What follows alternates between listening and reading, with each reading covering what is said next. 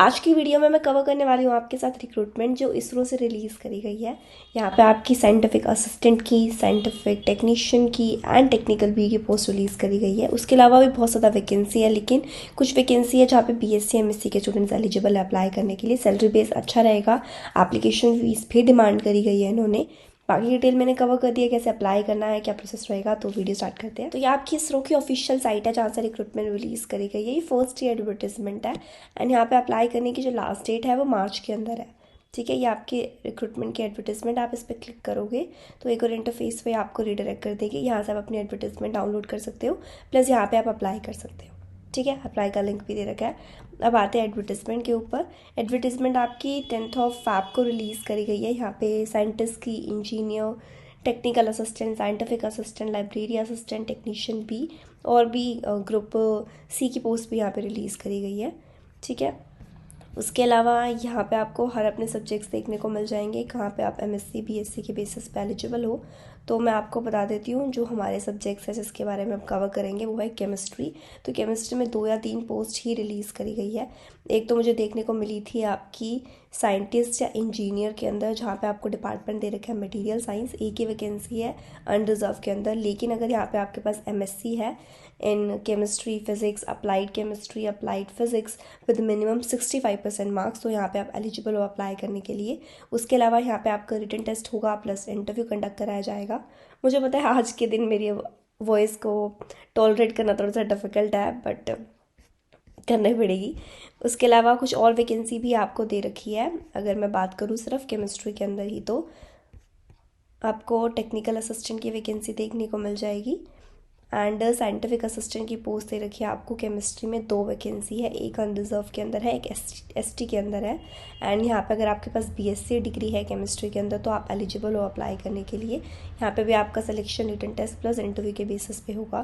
तो ये 2 ही post release करी गई थी केमिस्ट्री के अंदर। एंड यहाँ पे पे लेवल अच्छा रहेगा, जैसे मैंने आपको बताया था साइंटिस्ट की पोस्ट है एंड आपकी साइंटिफिक असिस्टेंट की पोस्ट थी। तो यहाँ पे पे लेवल दे रखा है 56,000 एंड 44,000 प्लस अलाउंसेस दिए जाएंगे। आपकी यहाँ पे दे रखा है कि मैक्सिमम एज लिमिट तो कुछ पोस्ट में 30 ईयर्स है, 28 है या 35 है, वो डिपेंड करेगा आप कौन से पोस्ट के लिए अप्लाई कर रहे हो।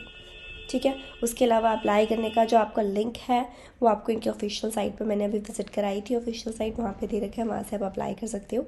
कोई भी टैलेंट्स आपको यूनिवर्सिटी प्रोवाइड नहीं करेगी for attending any kind of interview और कोई भी टेस्ट हो।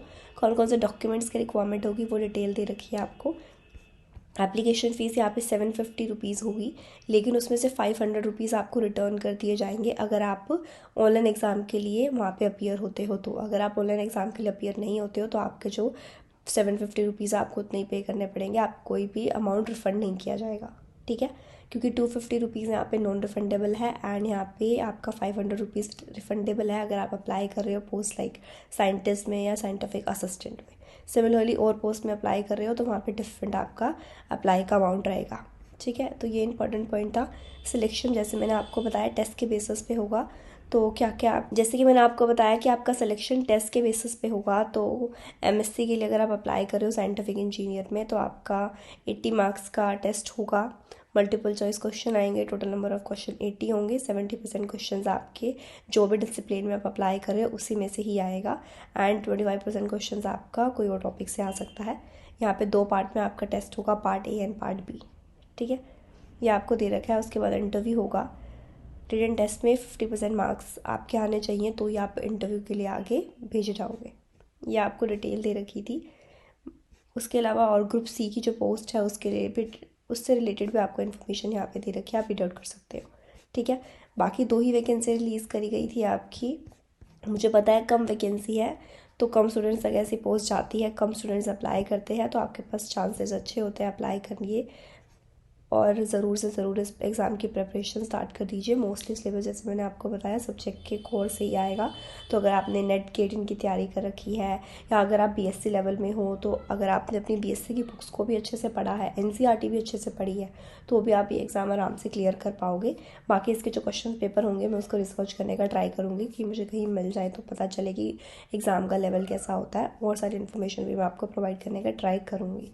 ठीक है, बाकी अप्लाई करिए। प्रॉब्लम आती है मुझे कमेंट सेक्शन में बताइए। Till then take care, happy day and stay safe.